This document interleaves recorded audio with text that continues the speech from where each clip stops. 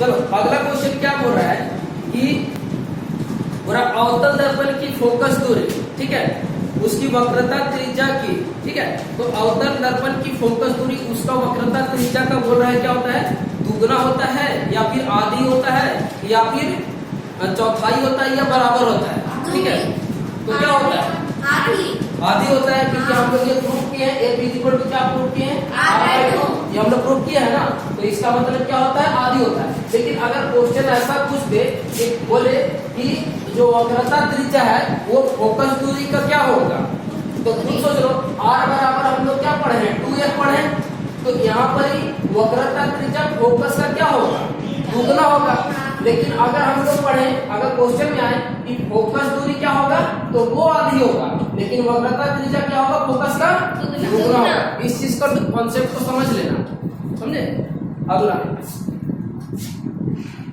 अब क्वेश्चन क्या पूछ रहा है कि एक अवतल दर्पण में वस्तु की स्थिति, ठीक है, फोकस और ध्रुव के बीच हो तो, ध्यान समझना क्या बोल रहा है कि एक अवतल दर्पण में वस्तु की स्थिति फोकस और ध्रुव के बीच में। तो सीधा सीधा इसका हम लोग बना लेते हैं क्वेश्चन पहले, ठीक है। ये फिगर, इसके लिए टोटल हमने 6 कंडीशन पढ़े हैं ना। क्या बोल रहा है कि एक अवतल दर्पण है, ठीक है, और तुमको वस्तु को कहाँ रखने बोल रहा है, ये होता है सी, ये होता है ए, ये होता है क्या होता है सी। अब यहाँ क्या बोल रहा है कि वस्तु को कहाँ रखा गया है, फोकस और ध्रुव के बीच, फोकस और ध्रुव के बीच। तो ये फोकस और ये तुम्हारा, ये फोकस और ये तुम्हारा क्या है, ध्रुव। अब इसके बीच में कोई वस्तु रखा हुआ है, तो अब ये हम लोग पढ़े हैं कि अगर इसके बीच में अगर कोई वस्तु रखा हुआ है तो ये दर्पण से इधर टकराएगा, और हम लोग कहा जाता है कि सबसे पहले कहाँ से निकलेगा, F से, ठीक है, फोकस से निकलेगा। इधर से टकराने के बाद अब ये देखो दूसरा रे को हम लोग क्या पार करते हैं, इसके यहाँ से पार कर देते हैं, है ना। कहाँ से पार करते हैं बताओ, ध्रुव से पार करेंगे तो यहीं पे कट जाएगा ना।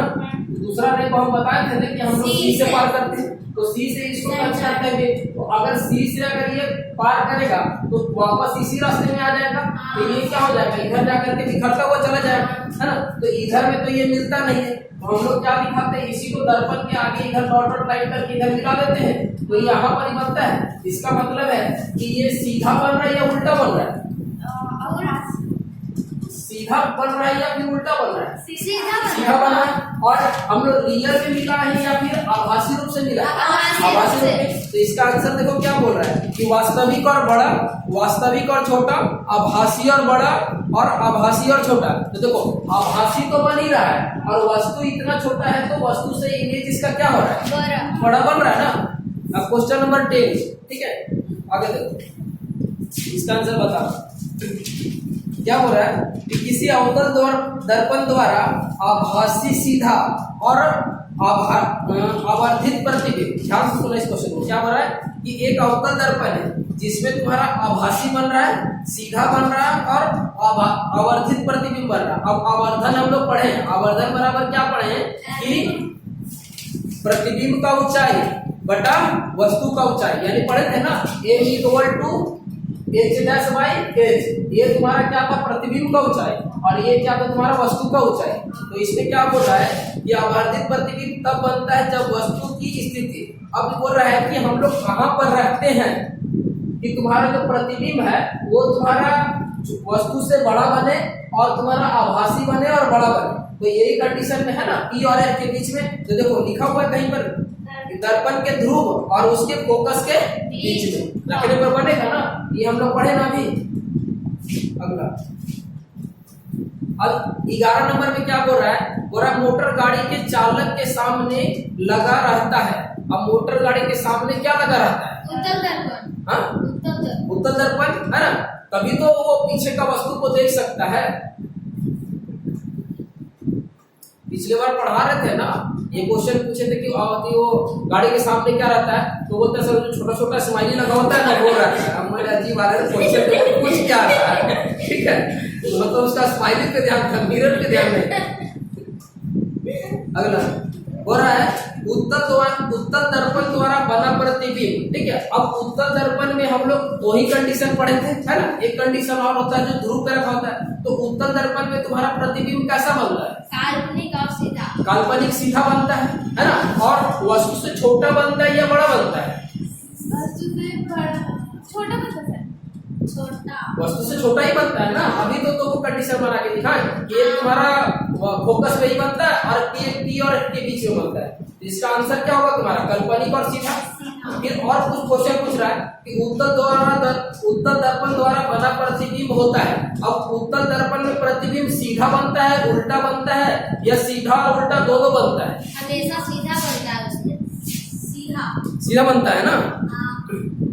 तो ऑप्शन कौन सा हो जाएगा? क। ठीक है, उसके बाद ऑप्शन क, ऑप्शन 1 पहला वाला। इसके बाद क्या बोल रहा है कि एक दर्पण से किसी भी दूरी पर रखे एक वस्तु को सीधा प्रतिबिंब प्राप्त होता है तो दर्पण हो सकता है। अब देखो ऐसा कौन सा दर्पण है जिसमें हम लोग को वस्तु हमेशा सीधा ही दिखेगा? समतल अथवा उत्तल, समतल अथवा उत्तल, क्योंकि दोनों में सीधा दिखता है ना। अगर यही अगर पूछेगा कि जितना बड़ा अगर वस्तु है उतना ही बड़ा अगर बनना चाहिए तो क्या होगा आंसर? यानी कि जितनी बड़ी तुम हो उतना ही बड़ी तुम्हारा फोटो बनना चाहिए। तो कौन सा दर्पण होगा? समतल होगा, है ना। अगला क्वेश्चन बोल रहा है एक गोलीय दर्पण द्वारा बने प्रतिबिंब का आवर्धन अगर m है और m जो है वो नेगेटिव में है यानी ऋणात्मक वैल्यू है। ठीक है, 17 नंबर क्वेश्चन। तो इसका अर्थ क्या है तुम्हारा? तो हम बताए थे अगर m का वैल्यू अगर नेगेटिव है तो दर्पण कैसा वो तुम्हारा कैसा हो रहा है? उल्टा। क्योंकि अगर प्लस m वैल्यू है तो इसका मतलब क्या है तुम्हारा? सीधा बनेगा, है ना। तो ये तुम्हारा ऑब्जेक्टिव था क्वेश्चन से, मिरर फार्मूला से ये तुम्हारा हो गया। ठीक है, और क्वेश्चन बढ़िया है क्या? क्या है क्वेश्चन? अच्छा 16 नंबर देखो ये अच्छा, ये क्वेश्चन क्या पूछ रहा है कि दाढ़ी बनाने में किस दर्पण का उपयोग किया जाता है? अब एक चीज देखो, ऑप्शन यह है उत्तल, अवतल, समतल या इनमें से कोई नहीं। ठीक है, देखो जनरली तो हम लोग समतल दर्पण यूज करते ही हैं। ठीक है, जनरली समतल दर्पण तो यूज करते ही हैं, लेकिन होता क्या है कि जैसे जैसे हम लोग मिरर को पास लाएंगे, ठीक है, तो वैसे वैसे इमेज क्या होता है? बड़ा बनता है ना। अब मान लो कि दाढ़ी बनाया और यहाँ पर ऐसे करके किया, ठीक है, और इतना छोटा सा छूट गया तो फिर दिक्कत है ना। बोले ये क्या लग रहा है, इसे करके बना दिया, दिक्कत होगा ना। तो इसमें क्या हो कि हम लोग एक चीज उत्तल दर्पण में क्या, अवतल दर्पण में क्या पढ़ेंगे, जितना अगर हम लोग पास लाएंगे फोटो क्या होगा? बड़ा बनेगा ना। तो अच्छे से दिखना चाहिए, है ना। ये तो बोलेगा कि ये छोड़ के आएगा फिर से दिक्कत हो सकता है ना। दूसरा क्या बोला है कि एक दर्पण से किसी भी दूरी पर रखी एक वस्तु सीधा प्रतिबिंब प्राप्त हो सकती है। ये तो बना ही है, समतल और उत्तल।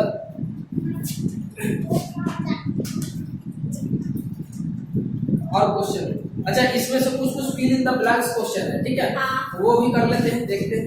अब देखो वो प्रकाश डैश में चलती है, यानी प्रकाश कैसे चलता है? हम बताए थे प्रकाश का पॉइंट में लिखवाए थे 5 हमेशा क्या चलता है? सीधा चलता है।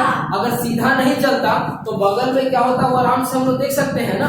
जैसे कि हम लोग आवाज अब यहाँ पढ़ा रहे हैं, लेकिन पीछे अगर कोई होगा तो वो सुनेगा, अच्छा पढ़ा रहा है, बकवास नहीं कर। उसके बाद देखो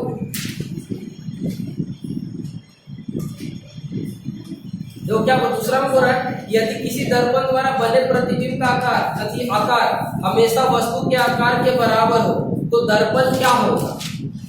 ठीक है, यानी वस्तु जितना बड़ा है, अगर ऑब्जेक्ट भी उतना ही बड़ा बन रहा है, ठीक है, इमेज भी उतना ही बड़ा बन रहा है, तो उसका दर्पण कौन सा होगा?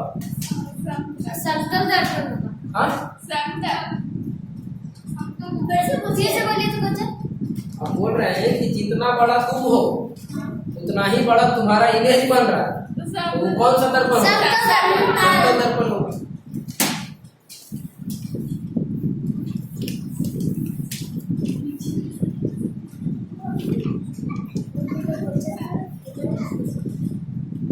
अब बोल रहा है कि गोलीय दर्पण के ध्रुव से, ठीक है, फोकस की दूरी को डैश कहते हैं। क्या कहते हैं? यानी P और S के बीच का जो दूरी होता है उसको हम लोग क्या बोलते हैं? फोकस दूरी। फोकस दूरी। हाँ।